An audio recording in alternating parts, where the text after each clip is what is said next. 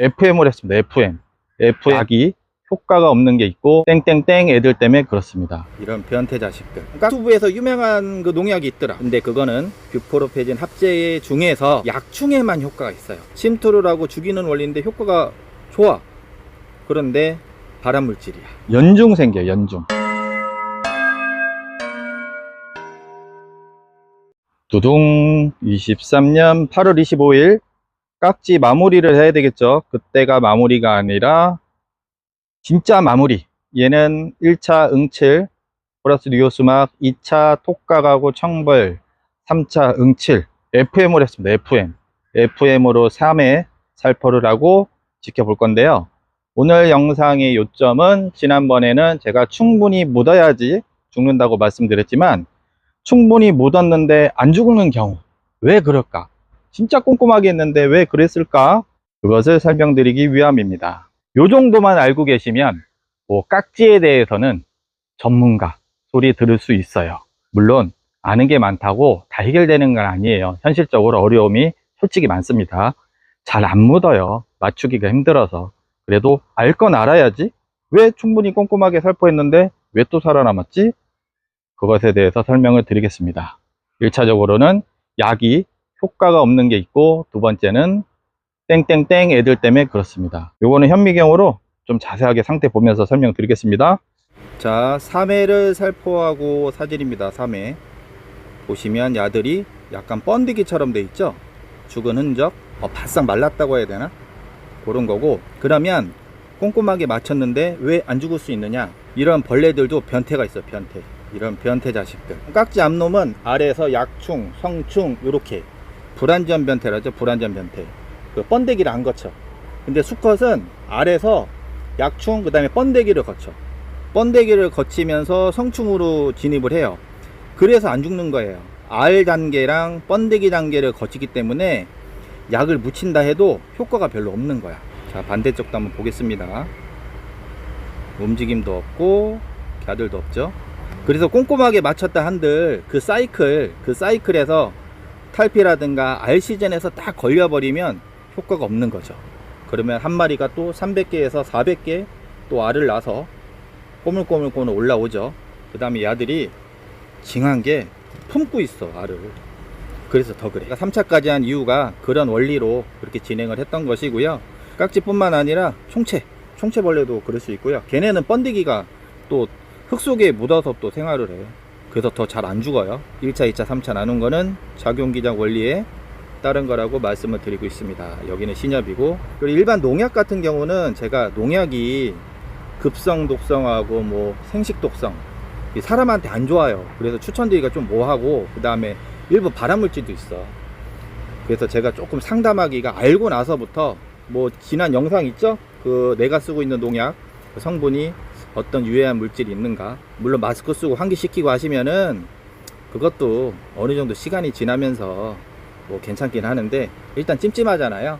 그래서 대부분의 뷰포르페진 합제를 많이 쓰고 있어요. 그리고 여러분들이 또 아셔야 될 게 일부 유튜브에서 유명한 그 농약이 있더라고. 히읗으로 시작하는 거, 히읗.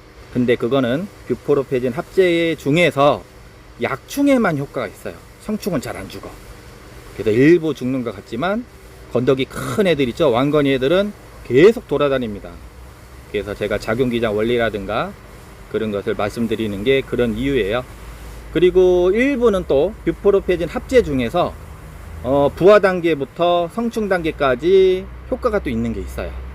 약을 어쩔 수 없이 우리가 돌려칠 수밖에 없는 거예요. 현실이 그렇습니다. 나는 뭐 그냥 생기면 그냥 칠래, 뭐 그런 분들은 뭐 어쩔 수 없는 거고요. FM을 하실 분들은 작용기작을 좀 따르셔야 됩니다. 작용기작이 다른 거. 효과가 되게 좋은 그 약재가 하나 있어요. 침투이행성이 효과가 좋은 거거든요. 왜냐면 얘네들 깍지가 우리가 지금 아시다시피 이게 잎 틈새인데 약물이 안 들어갈 수 있잖아요. 요 틈까지. 그런데 걔는 식물 몸에 침투를 한단 말이에요. 침투를 하고 죽이는 원리인데 효과가 좋아. 그런데 발암물질이야. 그래서 제가 말씀을 안 드리고 있습니다. 그런 거는 농약방 가서 한번 상담하시고 보호장구 확실하게 하신 다음에 그렇게 한번 사용해 보시도록. 진짜 심한 경우는 어떡할게요? 그거 써야지. 지금 제가 이렇게 육안으로 보면서 안 보이지만 99.999% 안 보이지만 그래도 어디선가 한두 마리가 또 있다면 또 증식을 할 수가 있어요. 그래서 어쩔 수 없이 한번 발생을 하면 뭐 3차 뿐만 아니라 그 다음에도 조금 신경 써서 집중적으로 살포를 해야 된다, 그렇게까지 말씀을 드릴 수 있습니다. 어렵게 생각하지 마시고요. 원리만, 이러니까 잘 안 죽었네, 그럼 내가 한번 얘는 좀 더 신경 써야지, 이렇게 생각해 보시라고 제가 말씀을 드리는 겁니다. 요점 정리합니다. 요점 정리. 생장점뿐만 아니라 밑에, 특히 지제부 쪽 잎 뒷면 꼼꼼하게 더 살포를 한다. 지상부에 있는 깍지랑 지하부에 있는 깍지는 서로 종류가 다르니 뿌리까지 흠뻑 살포한다. 네 번째, 작용기작이 다른 약재로 번갈아서 살포를 한다. 네 번째, 탈피 시즌 알이 있을 경우에 약재가 효과가 없으니 3일에서 5일 간격으로 2번에서 3번 이상은 꾸준히 살포를 한다. 이 정도로 설명을 드릴 수가 있습니다. 깍지는요, 얘네가 연중 생겨요. 연중. 특히 시설하우스 같은 경우는 연중 1년 내내 발생을 하는 거라서 한번 생기면 계속 발생이 됩니다. 그리고 또 하나, 고온기에 깍지가 생기는 것보다는 건조할 때 생깁니다. 고온기에는 보통 고온 다습할 때는 응애가 주로 생기고요. 깍지는 고온보다는 건조, 추울 때, 겨울에도 똑같이 생깁니다. 어쩔 수 없이 우리가 건조하게 관리를 해야만 되는 상황이 있잖아요. 장마, 열대야, 그 다음에 한겨울. 그럴 때 애들이 집중적으로 늘어나서 덮어버려요. 제가 369, 369, 369, 369, 369를 말씀을 드리는 이유는 가만 생각해 보시면 뿌리까지 흠뻑 적셔줄 수 있는 그 단계, 그 다음에 건조 시즌에서 벗어나는 그 단계, 그래서 제가 3월 전후, 6월 전후, 9월 전후를 말씀을 드리는 겁니다. 그때 흠뻑 살포를 해야지 어느 정도 효과가 있기 때문에 그런 타이밍을 잘 활용해 보세요. 오늘이 8월 25일이니까 9월 전후 깍지가 뭔가 의심이 된다 싶으면 방제를 꼼꼼하게 뿌리까지 흠뻑 적시게 하시는 것도 좋습니다.